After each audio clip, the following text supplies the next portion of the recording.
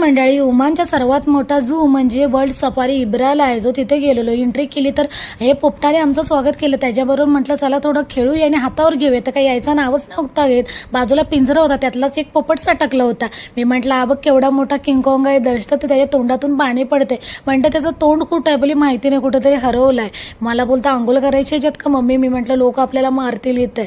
तो म्हणतं खरं आहे पाणी की खोटं? बोली पाणी खरं आहे, बाकी सगळं खोटं आहे, बनवलेली दुनिया आहे. इथं बाजूला छोटी छोटी हरणं खेळत होती आणि माझा दर्श मोजत होता. त्याला म्हटलं मराठीमध्येच मोज.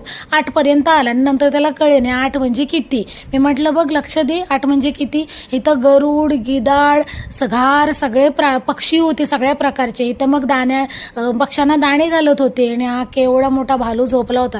त्यांचा पंजा आम्ही मोजत होतो आणि बाजूला त्याचं छोटंसं पिल्लू होतं, त्याला लपवून ठेवलेली, त्या काचेला शीट लावलेली आणि सगळे वाघ सिंह जेवढे होते ते खाऊन सुस्तवलेले होते, सगळे झोपलेले. बोली झालं काय, लोक यांना बघायला आलेत नाही, हे एकदम सुस्तावल्यासारखे पडलेत. बाजूला घोडेस्वारी होती, मग आम्ही मात्र गेलो नाही.